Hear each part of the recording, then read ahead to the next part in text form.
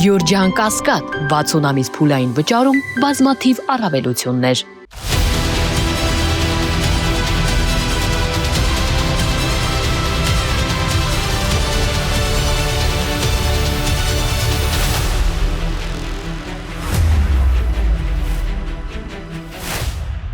Բարի երեկո, Մեդիա Հաբի եթերում Մետանոյան է եւ այսօր տաղավարում հյուրընկալել եմ Ուժեղ Հայաստան կուսակցության անդամ Տիկին Գոհար Ղումաշյանի, բարև ձեզ Տիկին Ղումաշյան, շնորհակալ եմ հրավերս ընդունելու համար։ Ես եմ շնորհակալ հրավերելու համար։ Պայմանավորվածություն կարողացանք վերել, որ այսօր դուք հյուրընկալվեք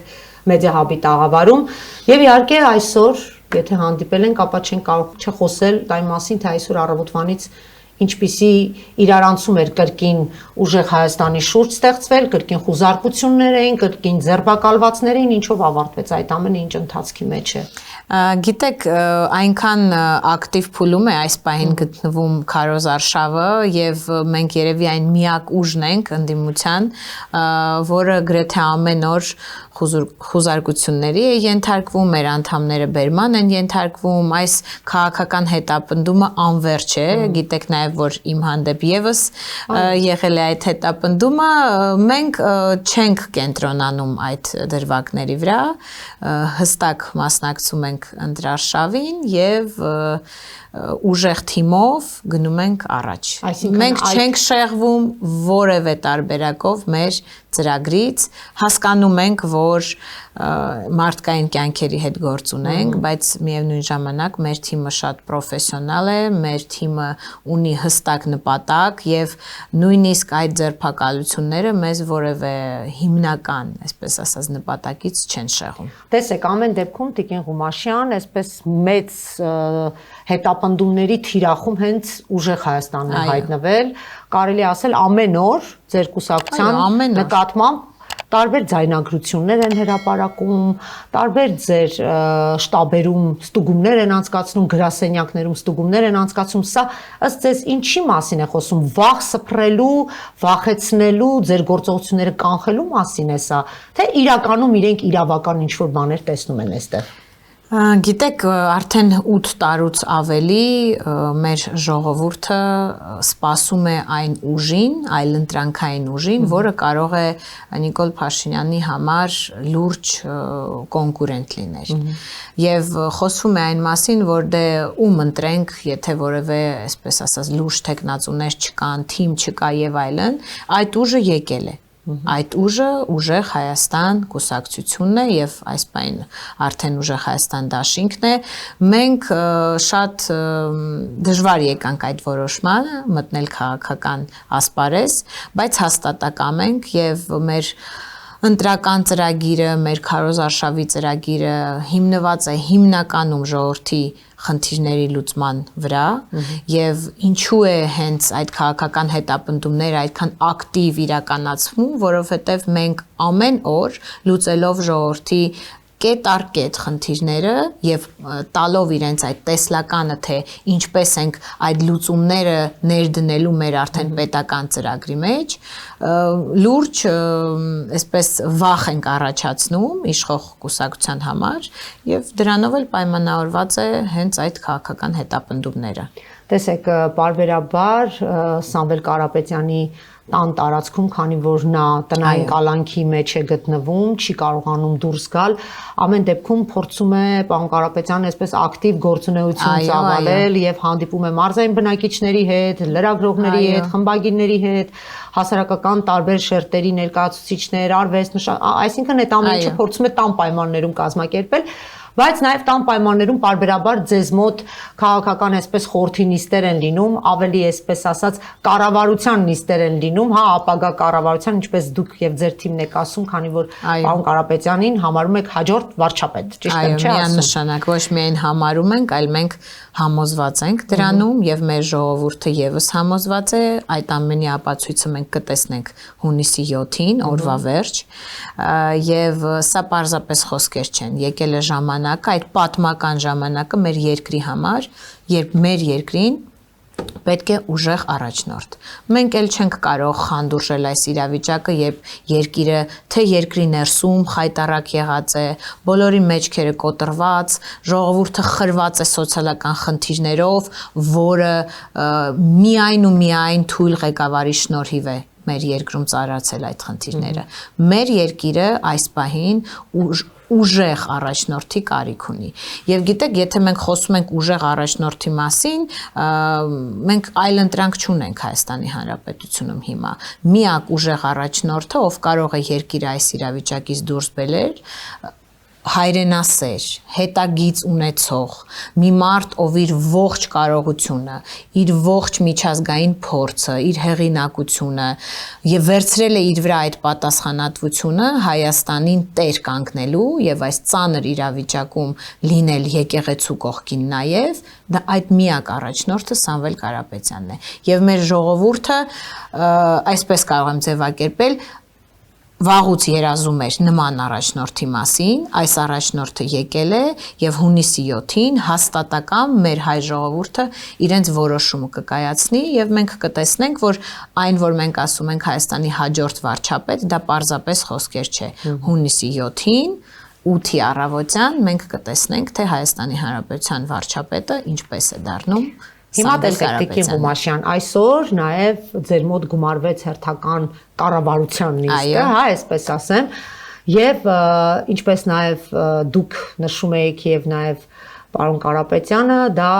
այսպես շատ կարևոր ճակատագրական հայտարարություն էր դա։ Ես կցանկանայի մի փոքր խոսեինք դրա մասին, քանի որ արդեն կառավարությունը ձեր որոշում է խորհրդարանական նախագծեր ներկայացնել, օրենքի նախագծեր ներկայացնել, որը վերաբերում է, այսպես ասեմ, մանրամասները դուք արդեն փակագծերը կբացեք, որ ադրբեջանցիները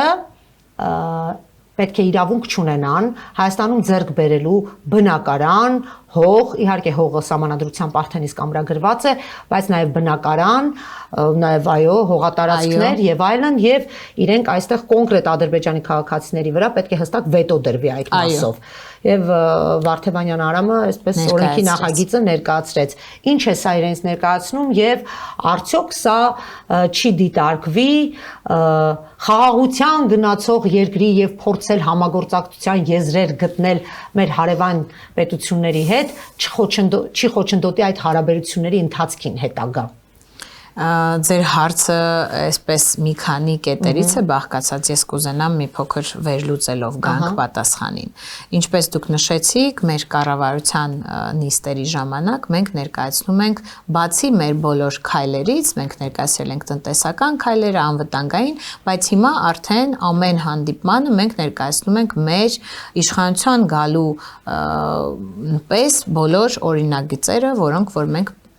տեսնում ենք, որ պարտադիր են մեր երկրում։ Վերջին նիստի ժամանակ մենք խոսեցինք Սաֆարովի կանխարգելման օրինագծի հետ կապված։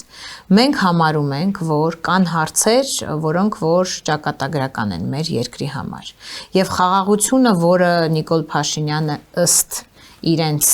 բերել է մեր երկրին, դա ընդհանրապես թղթի վրա նախաստորագրված խաղաղություն է։ Իրական խաղաղությունը կարող է լինել այն ժամանակ, երբ որ մենք հավասարը հավասարի հետ կնստենք բանակցային սեղանի, երբ որ մեր երկիրը կներկայացնի ոչ թե կապիտուլյանտ առաջնորդ, այլ առաջնորդ, որը սպասարկում է միայն Հայաստանի Հանրապետության շահերը։ Եվ այս ամենից խուսափելու համար մենք ներկայացրել ենք այս օրենքի նախագիծը եւ ունենք համոզմունք, որ Հայաստանը պետք է լինի առանց ադրբեջանցիների երկիր։ Մենք չենք կարող թույլ տալ, որպեսզի ադրբեջանցիները ինչ որ պատճառներով գան մեր երկիր եւ հնարավորություն ունենալ հող կամ բնակարան գնել մեր երկրում։ Սա անընդունելի է։ Եվ մենք տեսնում ենք, որ ինչպես է շատ գեղեցիկ ձևով, ժողովրդին մոլորեցնելով, մանիպուլացնելով այս պրոյեկտը Նիկոլ Փաշինյանը իրականացնում, այս ադրբեջանական երազանքը փորձում բերել մեր երկրին։ Արևմտյան Ադրբեջանի երազանքը։ Եվ մենք այստեղ հստակ ներկայացնում ենք, որ մեր ժողովուրդը պիտի զգոն լինի, պիտի հստակ հասկանա, թե ինչ է կատարվում, Սա պարզապես խոսքեր չեն, մենք ամեն օր տեսնում ենք եւ առնչվում ենք տարբեր մարզերում այդ դեպքերի հետ, երբ դպրոցներ են փակվում, երբ հողատարածքներ են գնվում, երբ թույլատվություն է տրվում օրինակի համար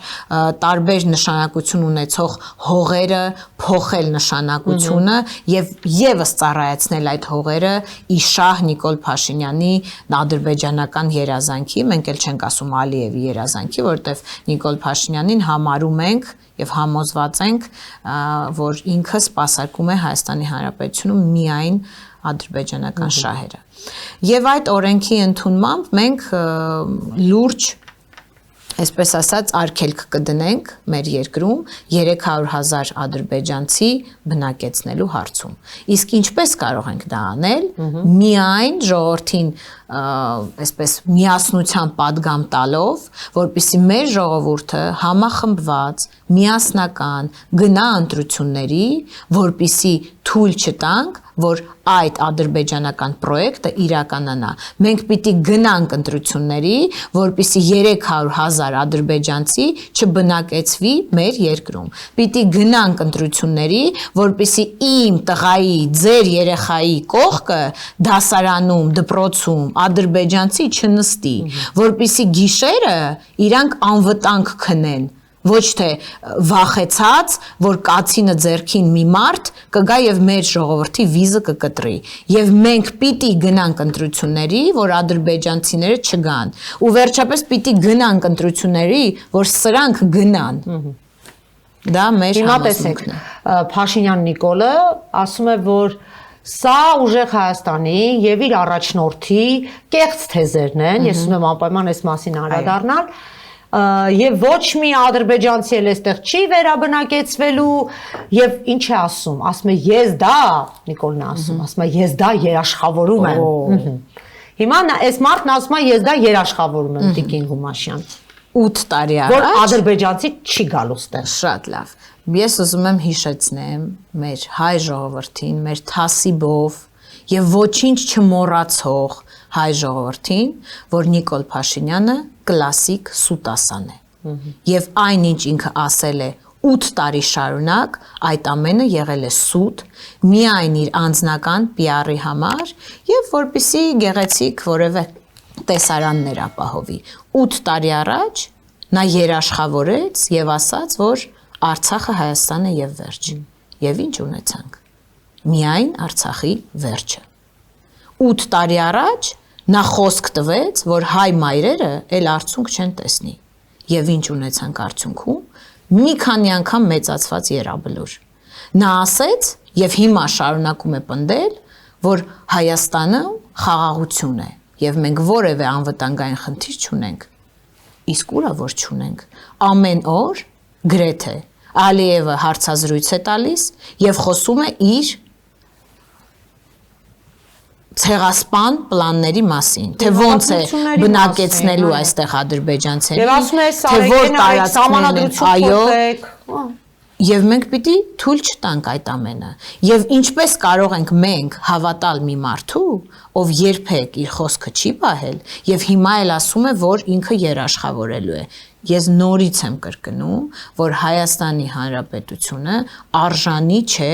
ունենալ նման ղեկավար, նման առաջնորդ, ինչպիսին է Նիկոլ Փաշինյանը, սուտասան առաջնորդ, կապիտուլյանտ առաջնորդ, որը ուզում է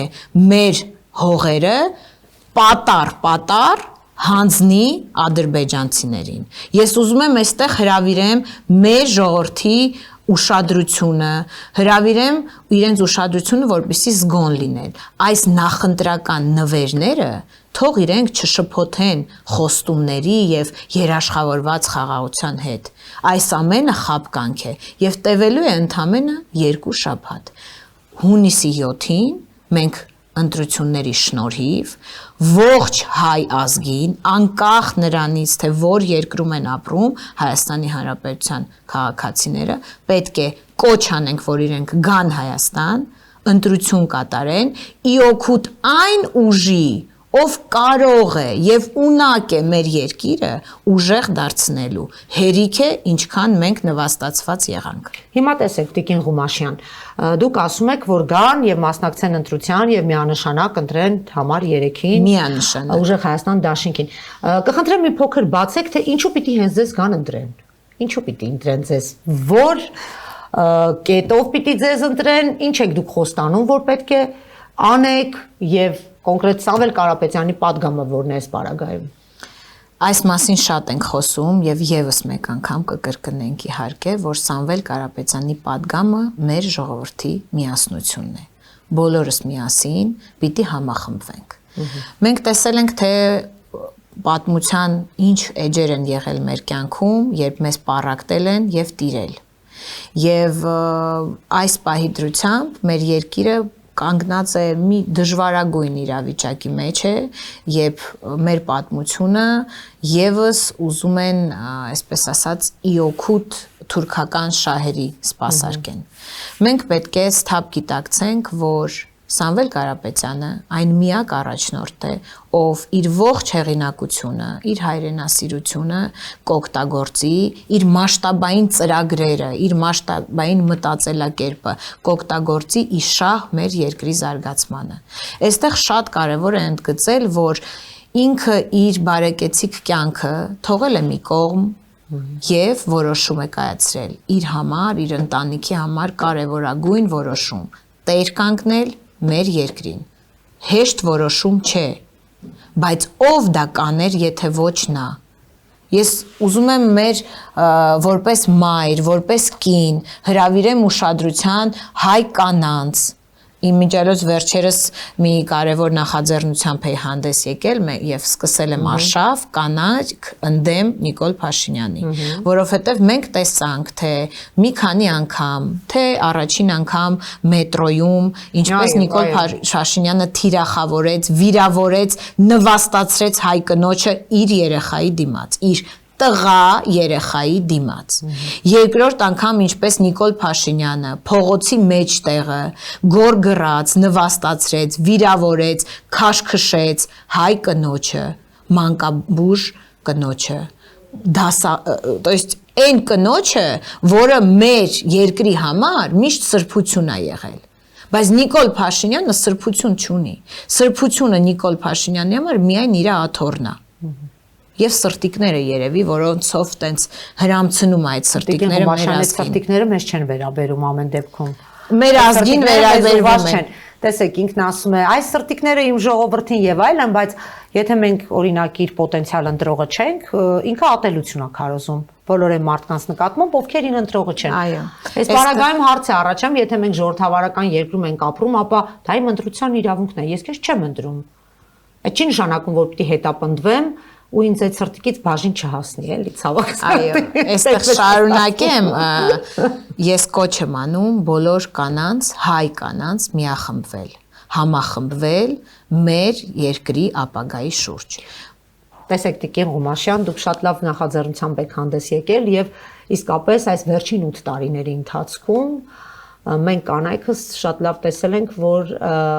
ճգնաժամային իրավիճակներում իսկապես մենք այսպես մղվում ենք առաջ։ Այո։ Փորձում ենք, այո, միգուցե դա նաև բնության կողմից տրված զավակի պաշտպանության, հա, այդ ռեֆլեքսն է։ Մենք փորձում ենք խնդիրը լուծել, մենք փորձում ենք պաշտպանել, մենք փորձում ենք արդարությունը վերականգնել։ Եվ շատ հաճախ հետպատերազմյան երկրներում, կարծում եմ դուք էլ այս մասով իմ կարծիքը կկիսեք, տղամարդիկ ավելի ընկճվում են։ Մանավանդ պարտությունից հետո են ավելի ընկճվում եւ կնոջ վրա իրականում շատ ավելի լուրջ ֆունկցիաներ են, հա, դրվում, որ եւ օգնել իր կողքի տղամարդուն, որպեսզի ինքը նորից գտնի իր պարտությունից հետո կորցրած այդ, չեմ ուզում ասել արժանապատություն, որտեղ մեր տղամարդիկ նորմալ արժանապատիվ տղամարդիկ են, էլի, այլ այդ թուլացածությունը վերականգնել եւ զուգահեռաբար նաեւ հանրային քաղաքական գործունեություն ծավալել եւ առաջնագծում փորձել այս խունտայի դեմ կռիվ տալ, այդպես է ստացվում, Տիկին Ղումաշյան։ Այ հիմա ձեր առաջարկը իսկապես շատ լավն է եւ ինձ շատ տղամարդիկ ասել են, մեր երկիրը կանայք կփրկեն։ Դե հիմա կանանցից մեկն էլ էստեղ է եւ ձեզ կոչ է անում, թե ինչ պետք է անեք։ Այդ մասով դուք տեսնում եք այդ ակտիվությունը մեր հանրային կյանքում կանանց պահով, որը կարծես թե բեկումնային է դառնում, մանավանդ այս վերջին ընտրացուցակները նայում եմ եւ իսկապես շատ ուրախանում եմ, որ այսքան լավ կանայք ունենք։ Ես ոչ միայն տեսնում եմ, ես ինքս ամենօրյա ռեժիմով այդ ամենի մեջ եմ գտնվում։ Ես մի շարք նախաձեռնություններով, թե երիտասարդական, կրթական, թե գործարարներին, քանի որ նաև հայ գործարարների ասոցիացիայի գործադիր տնօրներն եմ ես, միշտ խրախուսել եմ կանանց ակտիվ լինել։ Եվ այստեղ իհարկե ակնհայտ է, որ կին քաղաքական գործիչը ավելի հոգատարությամբ է վերաբերվում այս քաղաքական գործունեությանը, ես դրա մասին շատ եմ խոսել եւ եւս մեկ անգամ կուզեմ շեշտել, քանի որ վերաբերվում է երկրին ինչպես իր երեխայի հոգատարությամբ, սիրով եւ մի փոքր ավելի հեռատեսական է։ Նայում է սա ոչ թե որպես մի քանի ամսվա գործընթաց, այլ ավելի առաջ, որովհետեւ որպես մայր մենք եւս փորձում ենք կանխատեսել եւ մշակել մեր երեխաների համար իրենց ապագան, այո։ Եվ մենք չենք կարող թույլ տալ, որպեսզի մեր երկիրը նման ապագա ունենա։ Սա իսկապես պատվի հարց է։ Եվ ինչպես դուք նշեցիք, այո, Սամվել Կարապետյանը իր ելույթում, իր վերջին հարցազրույցներից մեկում նշել է, որ գալու է մի օր, եւ ինքը համոզված է, որ մեր երկիրը հենց կին առաջնորդ է ունենալու։ Տիկին Ղումաշյան, երբ մեր երկրում խորհրդարանական ընտրությունները արդեն, այսպես ասած, գալիս են, դաշտ են նետվում տարբեր սոցիոլոգիական հարցումներ, տարբեր սոցիոլոգիական տոկոսներ, թե որ կուսակցությունը կլինի անցողիկ, որը չի անցնի խորհրդարան եւ այլն։ Ես ճիշտ ասած այն օրը Facebook-ում էլ մի ստատուս էի գրել, որ ինձ համար շատ անհասկանալի է մեր դաշտում այս թևածող սոցիոլոգիական հարցումներն ու տվյալները։ Վերջերս Գելափը հարցումների տվյալներ ներկայացրեց եւ ամերիկյան այդ իրին, հա, այդպես են ասում, այդ կազմակերպությունը Իդեպ ասեմ, որ նրանք պատվիրող են, բայց էլի կրկին հայաստանյան սոցիոլոգիական ընկերությունը այդ ամբողջը իրականացնում։ Իրարամերժ բաներ, 180 աստիճան։ Ես նույնիսկ բնորոշել եմ, ոնց որ մեկը Հարավային Կորեայի ընտրությունների տվյալներն ասի, մյուսը Քենիայի, օրինակ։ Դուք ինչ կարծիք ունեք այս սոցհարցումների մասով եւ արդյոք ամեն դեպքում ձեր ուժը դուք կարող չհրապարակել, բայց դուք իրականում ունեք այն տվյալները, որոնք հստակ պատկերը նկարագրում են։ Միանշանակ մենք հետևում ենք այս սոցիոլոգիական տարափին, այսպես սոցիալական բում է տիրում, ինչպես ժամանակին շինարարական բում էր մեր երկրում, բոլորը շենք էին կառուցում, հիմա բոլորը սոցհարցումներ են անցկացնում։ Նաև ամեն մեկն իր տելեգրամյան ալիքով անում է, իր ֆեյսբուքյան էջով անում է, անհասկանալի է։ Հետևաբար այս ամենում եւ այս բոլոր սոցիալական հարցումների մեջ ինձ համար եւ մեր ուժի համար կարևոր ցուցանիշը ընտրությունների մասնակցությունն է։ Մենք ուշադրություն չենք դարձնում այս փուլում որևէ թվերի, այլ ամեն ինչ անում ենք, խոսում ենք, քարոզում ենք, որպեսզի մեր ժողովուրդը գնա ընտրության։ Եվ ուզում եմ նաև ուրախացնեմ մեր ժողովրդին, որ բոլոր սոցհարցումներին, այո, թող զգոն լինեն, հետևեն, ուշադիր լինեն, չպիտի թույլ տան, որ իրենց ձայնը օգտագործվի, որովհետև հիմա շատ հետաքրքիր նաև տենդենց կա, շատերը ասում են, որ մենք քաղաքականությամբ չենք զբաղվում, մենք ընտրությունների չենք գնալու, մենք վիրավորված են, սիրելի ժողովուրդ, որտեղ է մեր կամերան ասեմ։ Այստեղ, խնդրեմ, Տիկին Ղումաշյան։ Սիրելի հայրենակիցներ, ես գիտեմ, որ շատերդ վիրավորված եք, թե օբյեկտիվ, թե սուբյեկտիվ պատճառներով եւ կարծում եք, որ դուք քաղաքականության չեք զբաղվում։ Ուզում եմ ձեզ հավաստիացնեմ, որ նույնիսկ եթե դուք չեք գնում ընտրությունների, այդ ձայնը գնալու է Նիկոլ Փաշինյանին։ Զգոն եղեք, ուշադիր եղեք, միասնական կերպով գնացեք ընտրությունների եւ թույլ մի տվեք, որ այս չարիքը վերարտադրվի։ Մենք բոլորս պիտի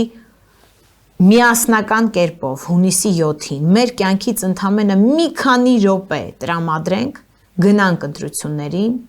ընտրենք այն ուժը, որը ունակ է այս երկիրը,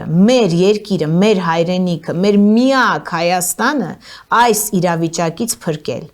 Պիտի գնանք ընտրությունների, որպիսի ադրբեջանցիները չգան, պիտի գնանք ընտրությունների, որպեսզի մեր ողնաշարը պարզենք եւ խայտառակ իրավիճակում չգտնվենք, որպեսզի մեր երկրի ներսում մենք ողնաշարներս ուղիղ քայլենք, ժպիտները դեմքիս եւ ունենանք ապագայի հանդեպ տեսլականը։ Պիտի գնանք ընտրությունների, որ սրանք գնան։ Սա իմ շատ լուրջ ուղերձն է եւ ես նախ շատ սիրում եմ մեր հայրենակիցներին ամեն օրյա ռեժիմով նաեւ դասախոս եմ արդեն 10 տարուց ավել դասավանդում եմ իմ ուսանողների հետ խոսում եմ, պատմում եմ, ներկայացնում եմ գնացեք ընտրությունների դա յուրաքանչյուրի քաղաքացիական պարտքն է որ ձայնը չփոշիացվի Արդյոք մենք ուզում ենք տեսնենք այդ ընտրությունների արդյունքները առանց մեր թեկուզ մեկ ձայնի։ Մենք ամեն մեկս մեր ձայնը որոշիչ է։ Այո, մեկը Մտության ելք է կանխատեսում։ Մեկ ձայն կարող է ազդել նրա վրա, որ սրանք գնան։ Հերիք է։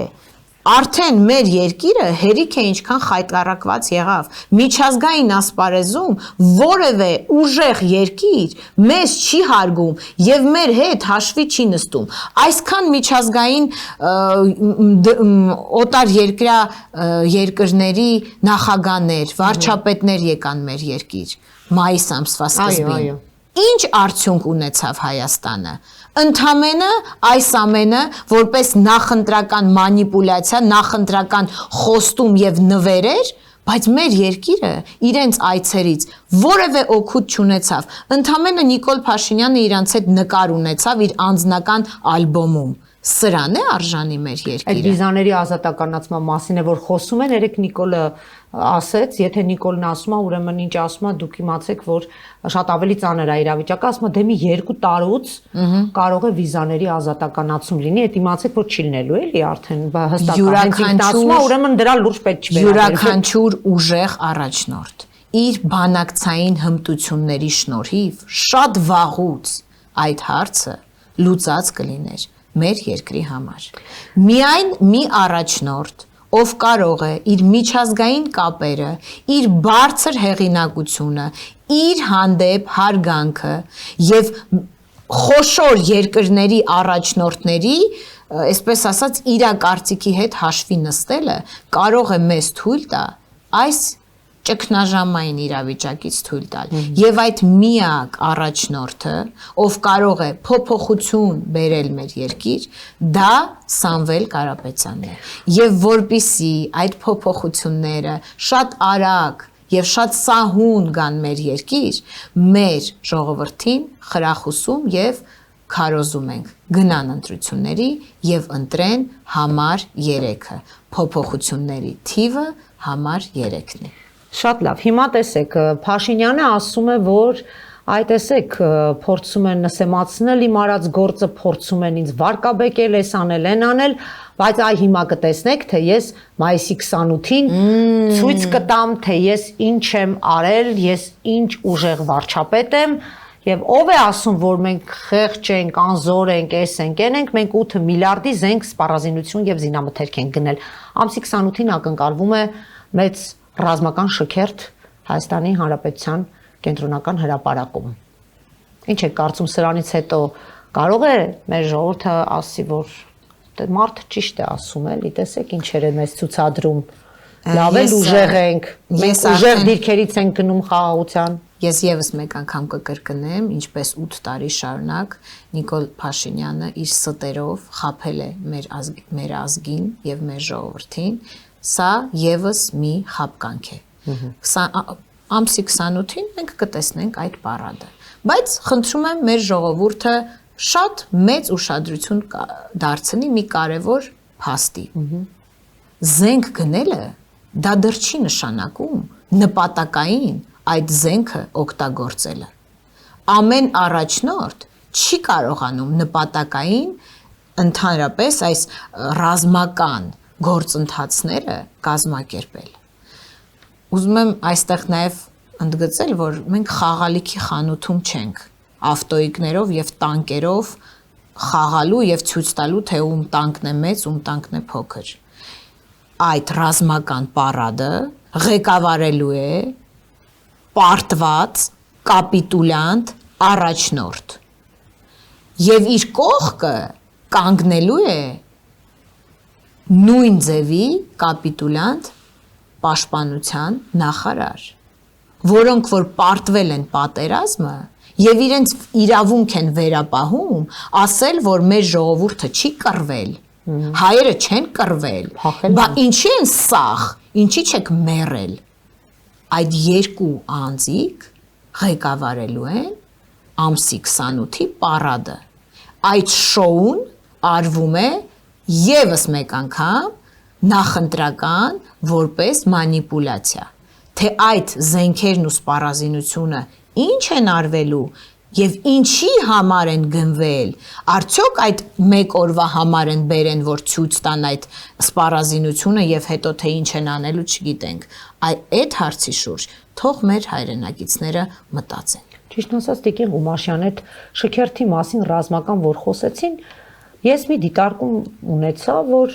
ամեն դեպքում Հայաստանը սպառազինության եւ զենքի առումով երբևէ տկար չի եղել, ունեցել է, հա, մեր երկիրը, դա նաեւ նախքին տարբեր իշխանությունների օրոք գնվել է այդ սպառազինությունը եւ այլն։ Եվ նաեւ հաշվի առնելով, որ 44 օրյա պատերազմի ժամանակ Հայաստանից սպառազինություն չի մատակարարվել Արցախ, այդ սպառազինությունը կոնստանտ ճշմարտությամբ մնացել է նույն մեր Հայաստանի տարածքում։ Եվ ես անհամբերությամբ սպասում եմ, որ տեսնեմ այն սպառազինության միավորները, որոնք նախկին շքերթներում ենք տեսել։ Սա զուտ ուղակի շոու ծրագիր է լինելու, որովհետև մենք չենք կարողանում հիշել եւ արձանագրել, թե Նիկոլ Փաշինյանի օրոք այդ ինչ մի յուրահատուկ զինատեսակներ է գնվե, որի մասին չի խոսվե, եւ գոնե Ալիևը այնտեղից մի հատ այդ մասով մի հատ չի հոխորտացել, ասի մի հատ վերնգի տեղը դու ով ես, որ զենք առնես։ Դրա համար սա այսպես կոմենտի տեսքով ընդամենը այսօր ամսի 25-ն է, 3 օրից կտեսնենք։ Ես ձեզ հաջողություն եմ մաղթում, ամենայն բարիք, եւ այո, միանալով Տիկին Ղումաշյանի կոչին, ես իմ յուրաքանչյուր հարցազրույցի ժամանակ անդրադառնում եմ այդ փաստին, որ պետք է պարտադիր գնալ ընտրության։ Եվ նորից ու նորից գնացեք ընտրության եւ ձեր մոտակա տեղամասում, եթե նույնիսկ մարզում եք գրանցված, բայց բնակվում եք Երևանում, դա շատ հեշտ օրենքը թույլ է տալիս, որպեսզի դուք ձեր մոտ բնակավայրում ընտրության մասնակցեք, դա շատ հեշտ է լուծվում, նույնիսկ այսօրվացությամբ on-line տարբերակներով է լուծվում, այնպես որ ընտրության գնալը պարտադիր է, որպեսզի սրանք գնան։ Իսկ ինձ մնում է եւս մեկ անգամ հիշեցնել, որ այսօր Մեդիա Հաբի տաղավարում հյուրընկալել էի Ուժեղ Հայաստան կուսակցության անդամ Տիկին Գոհար Ղումաշյանին։ Լավ մնացեք։ Շնորհակալություն։ Իսկ մենք կհանդիպենք 5 շաբթի օրը։ Լավ մնացեք առայժմ։